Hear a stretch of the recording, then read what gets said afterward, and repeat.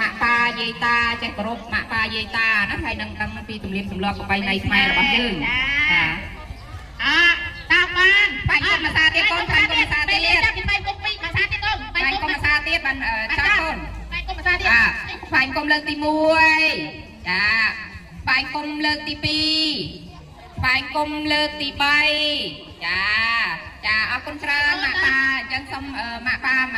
កឈប់ទៀតចាឈប់ទៀតលើកទី1អោចាបាញ់កុំលើកទី2អោដល់ដល់លើកទី3តាម3សុំតាម3សុំតាម3មកលើអោត្រប់ចាងើបាញ់កុំលើកទី2អោត្រប់ចាបាញ់កុំលើកទី3អោចាបាក់លើកជើងខោដាក់ចូលនេះញ៉ាំសំជើងខោបាក់ចាសុំខមាទោម៉ាក់ប៉ាយាយតាណាដែលអូនបានធ្វើខុសចាជ្រុលជ្រោដោយអចេតនាអញ្ចឹងសូមឲ្យម៉ាក់ប៉ាយាយតាអភ័យទោសអើយចាបាទយាយតាចា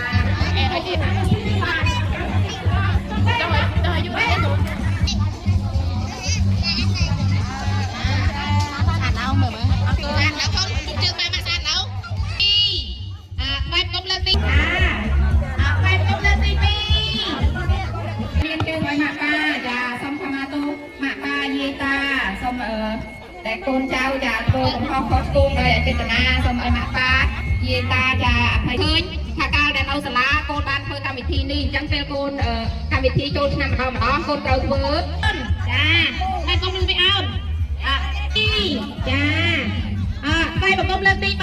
3ចាតបប៉ាលើកជើងខោអុកលើកជើងខោឲ្យចាំយើងជើងឲ្យប៉ាយាយតាចាដើម្បីសុំខមាទោម៉ាក់ប៉ាយាយតាចាដែលកូនចៅបានធ្វើកំហុសចាដោយអចេតនាអញ្ចឹងសូមឲ្យម៉ាក់ប៉ាយាយតា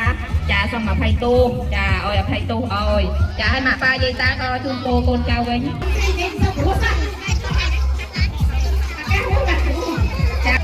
កូនប៉ាបានណាទៅកូនរៀនបានរកទីបានមានលុយចាំម៉ាក់ប៉ាយាយតាវិញណាកូនយល់អត់ចាតែមិនកូនកន្លះឆាប់ណែនៅបាត់ជើងចាអូនខាងក្រៅបាត់ជើងកូនសិនលើកូនកូនអូនកូនអូនបាញ់កុំលើកទី1ចាបាញ់កុំលើកទី2ចាបាញ់កុំលើកទី3ចា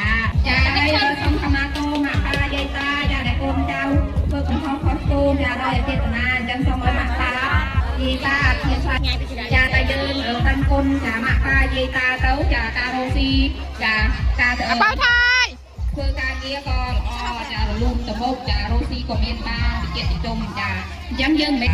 អញ្ចឹងចាយកផ្សេងមកជូតជើងឲ្យម៉ាក់ប៉ាមកកូន